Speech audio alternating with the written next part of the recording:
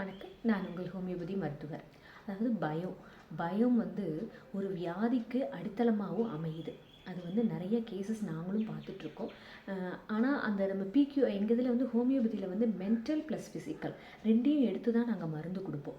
நிறைய பேருக்கு பார்த்தீங்க அப்படின்னா நிறைய விதமான பயம் சொல்லுவாங்க. சிலருக்கு எல்லாருமே பேய் பார்த்தா பயம் அப்படி தான் நம்ம நினைப்போம். ஆனால் நிறைய விஷயங்கள் இருக்குது பயத்தில். வந்து நிறைய விஷயம் சிலருக்கு வந்து குழந்தைகள்லாம் எடுத்துக்கிட்டிங்க அப்படின்னா அந்த ஆட்டிஸ்டிக் சைல்டு அது மாதிரியான குழந்தைகள் அப்படி எடுத்துக்கிட்டிங்க அப்படின்னா மற்ற மனுஷங்களை பார்த்தே பயப்படுவாங்க.